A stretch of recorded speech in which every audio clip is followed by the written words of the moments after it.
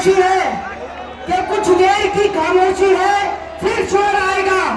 उनका तो सिर्फ वक्त है, हमारा दौर था और दौर आएगा।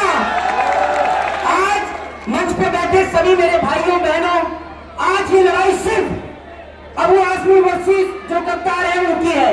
मंच पे विराजमान अबू आजमी साहब, जिन्होंने इस भिवंडी को, इस महाराष्ट्र को, इस उत्तर प्रदेश को अपने खून पसीने से सींचा है।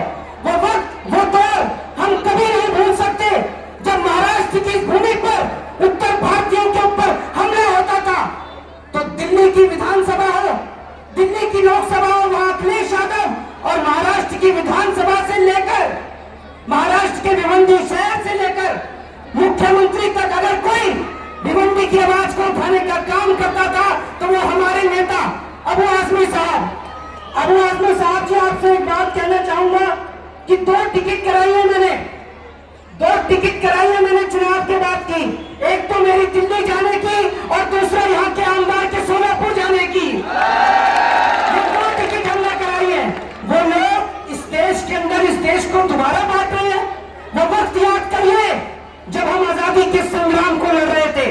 जब आजादी के संग्राम को लड़ रहे थे तो अशफाक उल्लाह खां और राम प्रसाद बिस्मिल, जो कि दोनों दोस्त थे, तो वो दोनों जब दोस्त थे तो अशफाक उल्लाह खां से अंग्रेजों ने कहा कि जब ये देश आजाद हो जाएगा तो मुसलमानों को इसमें कुछ नहीं मिलेगा।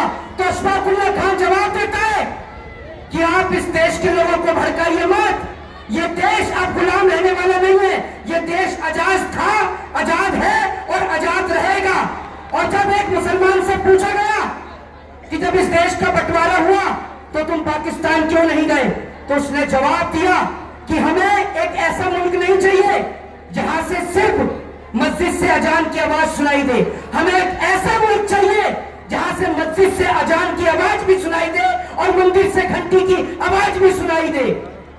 जब आप एक बात सोच कर देखिए, जब हम लोग अली और बजरंगबली वाले, तिलक और टोपी वाले जब एक हुए तो हमने गोरों को भगा दिया। ये उनकी नाजायज औलादे किस खेत की मूली है। मैं एक बात कहना चाहूंगा आपसे, वक्त की बहुत कमी है। मैं आपसे एक बात कहना चाहूंगा क्योंकि तकरीर में सिर्फ एक आदमी की सुनने के लिए महाराष्ट्र की सरजमी पे आया हूं, जिनका नाम है मेरे नेता आदरणीय अबू आसिम साहब। अरे देखो कौन आया, अरे कौन आया। एक बात कहना चाहता हूं, ये चुनाव सिर्फ महाराष्ट्र के भिवंडी का चुनाव नहीं, ये चुनाव, अजान हो रही है, माफ कीजिएगा, बात करूंगा। और ये बात अबू आजमी के लिए है कि शेर चाहे कितना भी बूढ़ा क्यों ना हो जाए, शिकार करना नहीं भूलता। और एक बात आपको बता दूं, अरे देखो कौन आया।